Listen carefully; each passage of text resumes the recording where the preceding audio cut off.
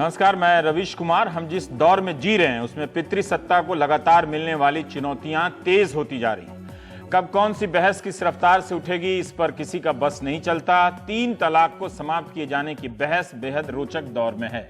इसका स्वागत होना चाहिए और इस बहाने राजनीतिक पूर्वाग्रहों को स्थापित करने के प्रयासों से भी सतर्क रहना चाहिए। ना ही किसी दूसरे भय के आधार पर 3 तलाक का विरोध होना चाहिए।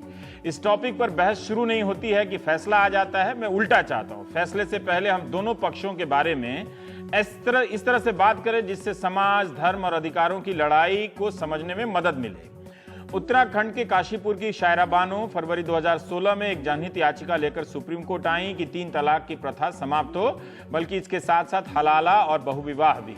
शायरा बानो के साथ साथ जयपुर की आफरीन रहमान, हावड़ा की इशरत जहां भी शामिल हो गई। 2 अन्य महिलाएं भी, कई संगठन भी आने लगे और सुप्रीम कोर्ट ने इन सभी याचिकाओं को एक साथ सुनना शुरू कर दिया। फरवरी से अक्टूबर आया तो इस मामले में पक्ष विपक्ष से कई पैरोकार जुड़ते चले गए। भारतीय मुस्लिम महिला आंदोलन भी इस मामले में पक्षकार है। आंदोलन ने 50,000 मुस्लिम महिला और पुरुषों के दस्तखत जुटाए हैं। 3 तलाक की समाप्ति की याचिका पर सुनवाई जैसे जैसे आगे बढ़ी है, वैसे वैसे इसे लेकर सार्वजनिक स्पेस में बहस भी तेज हो रही है। जिस तरह से तमाम मुस्लिम संगठनों ने 3 तलाक के हक में सक्रियता दिखाई है, उससे लगता है कि मुस्लिम समाज की कोई बेचैनी बाहर आ रही है। समान आचार संहिता अलग मसला है, लेकिन इसके सहारे 3 तलाक का समर्थन करना या विरोध करना क्या वक्त की मांग को अनदेखा करना है, या वाकई उनका इस बात में यकीन है कि 3 तलाक महिलाओं के लिए बेहतर व्यवस्था है। तमाम संस्थाओं, शहरों से लेकर तमाम दफ्तरों को महिलाओं के हिसाब से आजकल अपने नियम बनाने पड़ रहे हैं। क्या मुस्लिम संगठन सिर्फ इस आधार पर इस आवाज को अनसुना कर सकते हैं कि 3 तलाक के खिलाफ 4 महिलाएं ही मैदान में हैं? जमाते इस्लामी हिंद ने कहा है कि केंद्र सरकार ने 3 तलाक की प्रथा का जो विरोध किया है वो धार्मिक स्वतंत्रता के अधिकार के खिलाफ है। उनके मुखिया जलालुद्दीन उमरी का बयान है कि तलाक और बहुविवाह उनके मजहब का अंतरंग हिस्सा है, इसलिए शरिया कानून का पालन होना चाहिए, इसे समाप्त नहीं होना चाहिए। दिल्ली में 13 अक्टूबर को 10 मुस्लिम संगठनों के साथ मुस्लिम पर्सनल लॉ बोर्ड की प्रेस कॉन्फ्रेंस हुई। हालांकि इनका मसला था कि सभी मुस्लिम संगठन लॉ कमीशन की उस प्रश्नावली को खारिज करते हैं जिसका संबंध समान आचार संहिता लागू करने से है और जिसे वेबसाइट पर लॉ कमीशन ने लोगों से पूछा है। सारे सवाल हां या ना में पूछे गए हैं और कारण बताने के लिए कुछ जगह छोड़ी गई है। भारत सरकार की दलील है कि 3 तलाक की कोई जगह नहीं होनी चाहिए। पर्सनल लॉ बोर्ड ने अपने हलफनामे में कहा है कि 3 तलाक होना चाहिए। 70 पेज के हलफनामे का फ्लेविया एग्नेस ने विश्लेषण करते हुए अखबार में लिखा है कि बोर्ड की कुछ बातें नाकाबिले बर्दाश्त हैं तो कुछ बातें सकारात्मक लगती हैं। एग्नेस का कहना है कि पहले भी इस मामले में पर्सनल लॉ बोर्ड ने सुप्रीम कोर्ट के आदेश को स्वीकार किया है। भारत की सभी धर्मों की महिलाएं protection of women from domestic violence act 2005 के तहत हक और अधिकार मांग सकती हैं। बोर्ड ने भी यह स्वीकार किया है। फ्लेविया कहती हैं कि बोर्ड के इस पोजीशन से जो मिथ फैला हुआ था कि मुस्लिम औरतों को इस कानून के तहत इंसाफ नहीं मिल सकता, वो दूर हुआ है। सुप्रीम कोर्ट के तमाम फैसलों से साबित होता है कि बोर्ड अंतिम अथॉरिटी नहीं है। आज हम सिर्फ 3 तलाक के मसले पर बात करेंगे, वरना आप कब 3 तलाक पर बात करते करते समान आचार संहिता पर चले जाएंगे और समान आचार संहिता पर बात करते करते भूल जाएंगे कि 3 तलाक से बात शुरू हुई थी। भारत सरकार ने लॉ कमीशन को जिम्मा सौंपा है समान आचार संहिता के लिए। तमाम धार्मिक समुदाय परंपराओं के नाम पर कानून से आगे जाकर छूट लेता रहा है। अभी समान आचार संहिता को सिर्फ हिंदू बनाम मुस्लिम के संदर्भ में देखा जा रहा है और बहुत हद तक शादी विवाह के कानून के संदर्भ में देखा जा रहा है। लेकिन देखना चाहिए कि यह बहस व्यापक अर्थों को लेता है, मुद्दों को लेता है और अन्य दिशाओं में जाती है या नहीं। क्या इस सभी धर्मों और समाजों की परंपराओं को भी एक कानून के तहत लाया जाएगा या उसकी कोशिश हो रही है, या इसका इशारा प्रश्नावली में है? जैसे हैदराबाद की 13 साल की आराधना जैन परंपरा के अनुसार 68 दिनों का उपवास करती हैं। इसके नतीजे में वो इतनी कमजोर हो जाती हैं कि वो उनकी मौत का कारण बनता है। पुलिस मामले की जांच कर रही है कि कहीं मां बाप ने उकसाया तो नहीं, इसकी आलोचना हो रही है। जैन समाज के संतों का कहना है कि उनकी परंपराओं के आगे लोग ना आए, लोग उनके समुदाय को बदनाम कर रहे हैं। यानी जैन संत मोक्ष प्राप्ति की दिशा में इस उपवास का समर्थन कर रहे हैं, अपनी धार्मिक परंपरा का बचाव कर रहे हैं। क्या सरकार इन परंपराओं पर भी रोक लगाने के बारे में पहल करेगी, या 13 साल की लड़की 68 दिन का उपवास ना करे इसे लेकर कोई कानून बनाएगी? संथारा पर रोक लगाने का मामला अभी अदालत में है, लेकिन इसे लेकर बहस समय समय पर चलती रहती है। बाल विवाह से लेकर सती प्रथा तक, इन सबको कानून और सामाजिक आंदोलन से, धार्मिक मान्यताओं से अलग किया गया और निपटाया गया। ऐसे कई उदाहरण मिलेंगे। आज भी ये काम होता रहता है, बहुत सफलता मिलती है, बहुत बार नहीं भी मिलती है। जैसे सुप्रीम कोर्ट ने ही माना है कि हिंदू कोड बिल के बाद भी बहुविवाह पर रोक लगी, लेकिन जमीनी हकीकत कुछ और है। लेकिन इस आधार पर नई पहल ना हो, यह बात भी ठीक नहीं लगती। कोई ठोस आंकड़ा तो नहीं मिलता सरकारी, लेकिन तमाम मुस्लिम महिलाएं शरिया कानून की जगह भारतीय दंड संहिताओं के तहत अपने अधिकारों की लड़ाई पहले भी लड़ती रही हैं और आज भी लड़ रही हैं। कुछ सवालों के जवाब जानने का प्रयास करूंगा इस शो में कि क्या 3 तलाक ही तलाक देने का एकमात्र या प्रचलित तरीका है मुस्लिम औरतों के बीच या मुस्लिम समाज में? क्या तलाक सिर्फ पुरुष मुसलमान ही देते हैं? खुला प्रथा है जिसके तहत महिलाएं तलाक देती हैं। क्या महिलाएं खुला का इस्तेमाल करती हैं? फस के निकाह के तहत जब बीवी तलाक चाहती है और मियां नहीं देता है तो शादी खत्म कर दी जाती है। तफवीज़े तलाक के तहत बीवी को तलाक का हक दे दिया जाता है। ये सब अनुषा रिजवी के लेख में है। क्या इन परंपराओं का इस्तेमाल होता है? मेरा जोर इस पर है कि अंतिम फैसले पर पहुंचने से पहले हम जानें कि है क्या ये मामला। दिक्कत यह है कि हम जिस मसले पर बहस कर रहे हैं उससे संबंधित ठीक आंकड़े नहीं है। जैसे हम नहीं जानते कि कितने पुरुष 3 तलाक का इस्तेमाल करते हैं या कितनी महिलाएं तलाक के अपने अधिकारों का इस्तेमाल कर पाती हैं या वो पीड़ित हैं। कुछ सवाल मेरे मन में अनुषा के ही लेख को पढ़ते हुए आए कि क्या 3 तलाक की परंपरा सभी मुस्लिम समाज यानी फिरके में पाई जाती है? आप ध्यान रखें, कोई एक मुस्लिम समाज नहीं होता है।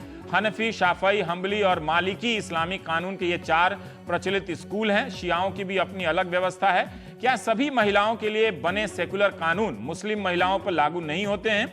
जैसे घरेलू हिंसा एक्ट जो है 2005, दहेज एंटी डाउरी एक्ट जो है 1961 का, क्या वो लागू नहीं होता है या उसका वो इस्तेमाल करती हैं? क्या कुरान में लिखा है कि 3 तलाक होना चाहिए? अगर नहीं लिखा है तो फिर इसका बचाव किसके लिए किया जा रहा है? क्या मुस्लिम संगठन दावा कर सकते हैं कि 3 तलाक से महिलाओं को नुकसान नहीं है? क्या मुस्लिम संगठनों की यह नाकामी नहीं है कि काशीपुर, जयपुर और हावड़ा की औरतों को सुप्रीम कोर्ट तक का दरवाजा खटखटाना पड़ा? अगर इसमें अच्छाई है तो बताया जाना चाहिए। 33 देशों में 3 तलाक बंद है, इनमें से 22 इस्लामिक मुल्क हैं। 2005 में all India Muslim personal law board ने मॉडल निकाहनामा बनाया जिसके अंदर कहा गया कि 3 की जगह 1 ही तलाक काफी है। उसके बाद 90 दिनों का वक्त मिले जिस दौरान तलाक देने वाला सोच सकता है, परिवार में लोग सुलह का प्रयास कर सकते हैं और 3 महीने बाद अगर वापस होना चाहे तो हो सकते हैं। 15 साल बाद ये नौबत क्यों आई? क्या मुस्लिम पर्सनल लॉ बोर्ड के पास ऐसी कोई इस तरह का कोई ढांचा नहीं है जिससे वो अपने ही व्यवस्था को लागू करा सके? तो हम इन सब पर बात करेंगे। तलाक होना चाहिए पर इतना भी आसान ना हो, गैर जिम्मेदार तरीके से ना हो और बहुत ही मुश्किल और जटिल भी ना होना चाहिए।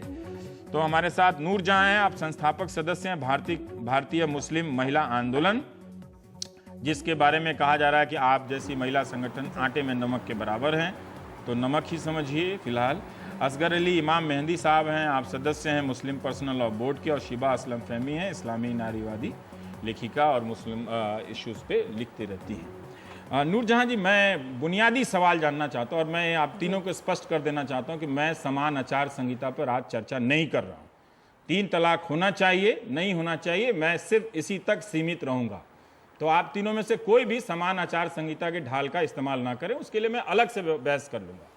तो नूर जहां जी, मैं ये जानना चाहता हूं कि आप लोग क्यों चाहती हैं कि 3 तलाक की व्यवस्था समाप्त हो जाए? क्या ये समाप्त हो जाने से मुस्लिम औरतों के अधिकार, हक सुरक्षित होते हैं? उनकी जिंदगी कैसे बेहतर होती है? रवीश जी, पिछले 10 साल से भारतीय मुस्लिम महिला आंदोलन का जो देश भर में काम है उसमें तकरीबन हर स्टेट में हम ये देखते हैं कि मुस्लिम औरतें हमारे पास आती हैं, हमारे सेंटर्स पे आती हैं और उनके कई और समस्याएं हैं। उसमें एक ये समस्या और ये कठिनाई वो लेकर आती है कि मेरे शौहर ने मुझे जुबान से तलाक दे दिया है, या मेरे शौहर ने मुझे SMS करके तलाक दे दिया है, या मैं सोई थी और मैं जब सोकर उठी तब मेरे शौहर ने कहा जब तू सोई थी तब मैंने तुझे तलाक दे दिया, अब तू घर से निकल जा।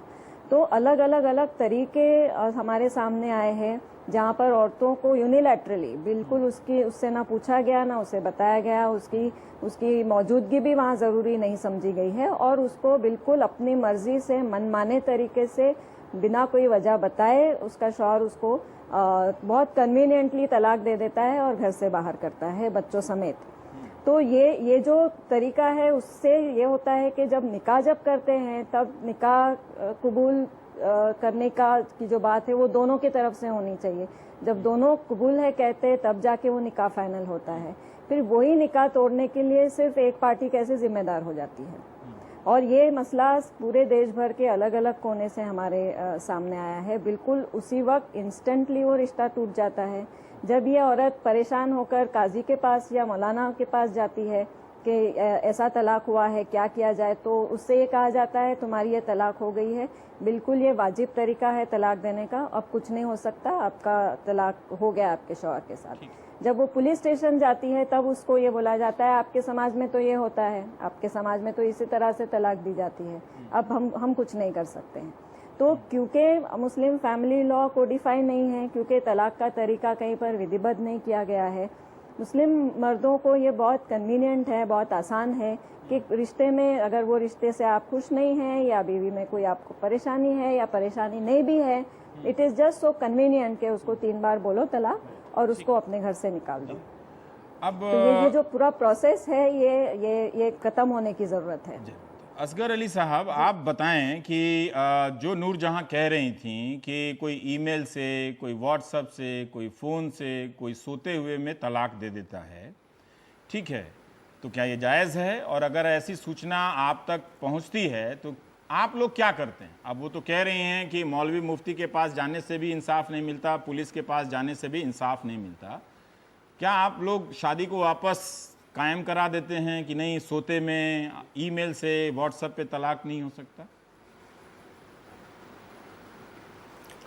देखिए, सबसे पहले तो मैं ये बताना चाहूँगा कि मैं all India Muslim personal law board का नुमाइंदा नहीं हूँ, न इस वक्त और न ही कल था। मैं मरकज़ी जमीयत अहले हदीस हिंद का जनरल सेक्रेटरी हूँ।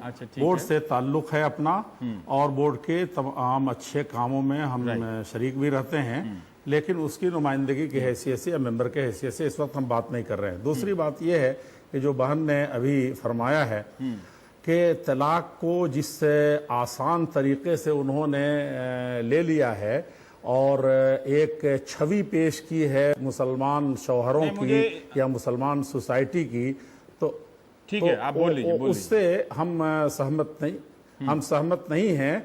हम सीधे सीधे इस्लाम के बारे में जल्दी से अगर ये कहना चाहते हैं कि जिस तरह मियाँ बीवी का रिश्ता बड़ा मुक़द्दस और बेहतर होता है और उससे मजबूत कोई रिश्ता इंसानी ज़िंदगी में इस तरह का नहीं होता, तो उसको ऐसे खेल तमाशे के ज़रिए से ख़त्म नहीं किया जाता है। इस्लाम में है कि मैंने इस्लाम की व्याख्या नहीं पूछी, मैंने आपसे सिंपल सवाल पूछा कि जो लोग ईमेल से तलाक देते हैं, व्हाट्सएप से तलाक दे देते हैं, सोते हुए में तलाक दे देते हैं, ऐसी औरतों को क्या इस तलाक को आप मान लेते हैं, स्वीकार कर लेते हैं? अगर नहीं मानते हैं तो इसको वापस आप शादी को कैसे कायम कराते हैं? मैंने ये पूछा है आपसे।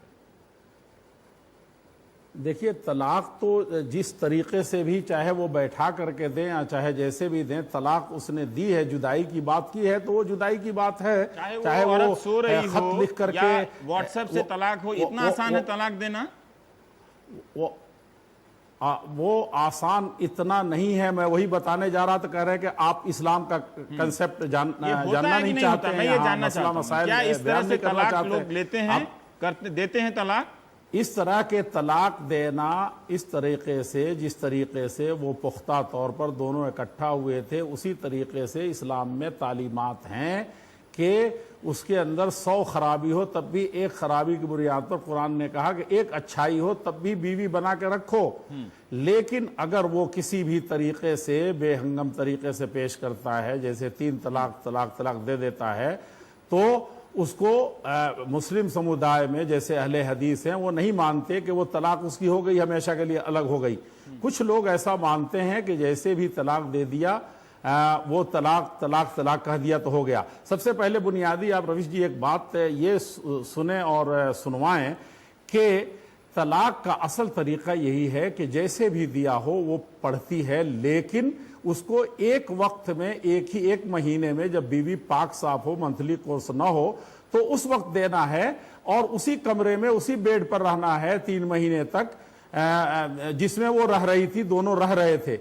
इसमें सोचने समझने का काफी मौका मिलता है। ये सारी चीजें हैं, फिर उसके बाद कभी जरूरत आपने देखिए नूरजहां ने कहा कि ऐसा नहीं आप कह होता रहे हैं कि है, आदर्श करने वाले स्थिति को है ना, ऐसा होता नहीं है। अगर ऐसा होता नहीं है तो आपके पास या आपके संगठन के पास कौन सा ऐसा ढांचा है जिसे आप लागू करा सकते हैं?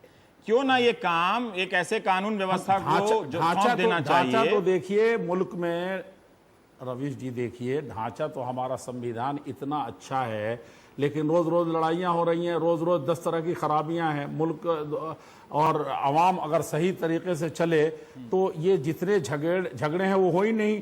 एक ट्रैफिक के मसले में टकराव ना हो, एक्सीडेंट ही ना हो, ना उसके लिए कानून बनाते हैं। अगर रोड पर एक्सीडेंट होता है, वो नहीं चलता है तो उसके बाद कानून बनाते हैं, फिर अधिकारी बदलते हैं, फिर उसके बाद बहुत तरह की व्यवस्थाएं करते हैं, कोर्ट कचहरी में जाते हैं।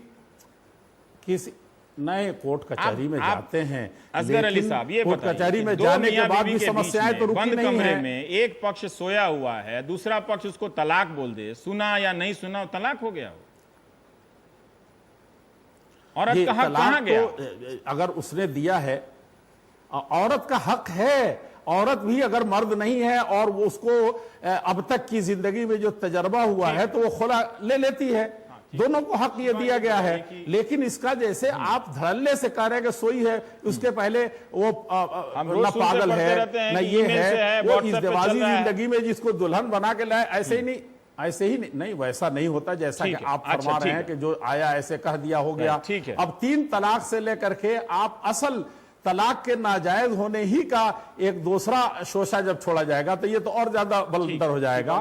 ऐसा नहीं है कि आप जैसा कह रहे हैं कि कोई आया, बीवी सोई हुई और तलाक दे दिया। ये कई % होता है, मैं भी यहाँ रहता हूँ, लाखों मुसलमान हैं, ऐसा केस तो सुनने में नहीं आता। पता नहीं लोग कहाँ से बयान करते हैं। और हम अपने कुंबे कबीले में नहीं बता सकते कि ऐसा कभी हुआ हो।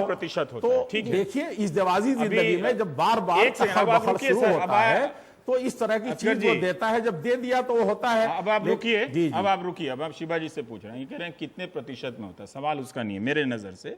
अगर ये 10 औरतों के साथ भी हो रहा है तो क्या वो ये स्वीकार कर रहे हैं कि गलत चीज है? मुझे नहीं मालूम कि वो प्रतिशत का जिक्र करके, फिर भी जो भी असगर अली साहब इस्लाम के हवाले से जो उनको उतना मौका नहीं मिला। एक सेकंड, अब आपसे नहीं पूछ रहा हूँ, अब आप नहीं बोलेंगे सर, अब आप नहीं बोलेंगे। आकर के शादी करे तलाक दे। एक सेकंड, जब आपके पास आएंगे तो आप बोलेंगे ना।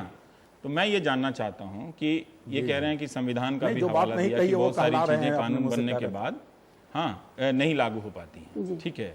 तो क्या इन तर्कों से इस अधिकार को छोड़ दिया जाए क्या? हम सही तस्वीर जानना चाहते हैं कि आम घरों में मुस्लिम महिलाओं की स्थिति क्या होती है इस तरह के पुरुषों को जो अधिकार मिले हुए हैं, और औरत के पास क्या स्थिति होती है? क्या वो लाचार होके नींद से उठी और शौहर ने तलाक दिया तो घर से बाहर आ गई? हाँ, ये करना पड़ेगा उसको। अगर जो अभी व्यवस्था है उसमें कोई मुफ्ती, कोई काजी ये नहीं कहेगा कि नींद में, नशे की हालत में, गुस्से में, बंदूक की नोक पर किसी भी वजह से अगर कह दिया कि मैं तुम्हें तलाक देता हूँ तो तलाक नहीं हुआ, वो तलाक हो जाता, माना जाता है। और हमारा जो पूरा मुतालबा है वो यही है कि नहीं माना जाता, हम नहीं, मैं खुद नहीं मानता। धीरे-धीरे बोलने दीजिए सबको, बीच में मत बोलिए। हाँ, ये बात सही है कि शिया हजरात नहीं मानते हैं और अहले हदीस भी नहीं मानते होंगे, ये बात सही है। लेकिन जो बहुत बड़ा सुन्नी मुस्लिम तबका है, देवबंद के मानने वालों से लेकर के और भी दीगर बरेलवी हैं और दूसरे हैं, वो सब इसको मानते हैं। और हम लोगों का जो मुतालबा है वो यही है कि एक जवाबदेही से जो छुट्टी मिली हुई है मुसलमान शौहर को, जो एक लीगल और अकाउंटेबिलिटी हॉलीडे वो एंजॉय कर रहा है सिस्टम में, ये खत्म होना चाहिए या नहीं होना चाहिए। और मुसलमान औरत को अपनी शादीशुदा जिंदगी में बेखौफ और बाइज्जत वक्त मिलना चाहिए, दौर मिलना चाहिए या नहीं मिलना चाहिए, या वो हर वक्त डरी सहमी रहे। बहुत से मौलाना ये आर्गुमेंट देते हैं कि मुसलमानों में तलाक सबसे कम होता है। वो इतनी डरी सहमी है, वो अपने हक नहीं मांग सकती, वो अपने लिए बुनियादी चीज़ें नहीं मांग सकती, क्योंकि ट्रिपल तलाक का जो आतंक है वो उसकी तलवार लटक रही है उसकी गर्दन पे। ऐसे में कम तलाक ही होगा, लेकिन वो उससे ये पॉजिटिव कमी नहीं है, ये खौफजदा कमी है। तो इससे एक तो बात ये समझने की है। दूसरी बात ये है कि जब भी हम लोग इस पर बात करते हैं, तलाक पर बात करते हैं, तो इस्लाम के आइडियलिज्म के पीछे छुप करके मुसलमान मर्द का जो दुर्व्यवहार है उसको, उसकी आड़ ली जाती है। इस्लाम क्या कहता है, कुरान क्या कहता है, हमारा तो मुतालबा ही यही है, जो कुरान तरीका बताता है सिर्फ वो लागू कर दीजिए। इन लोगों को कुरान मानने पर एतराज है, तो codification of Muslim personal law, codification of talaq, codification of all other aspects, हमारा मुतालबा ही सिर्फ इतना है कि उनको नियमबद्ध कर दीजिए। नियमबद्ध करने में तलाक का तरीका बता दिया जाएगा जो कुरानिक तरीका है।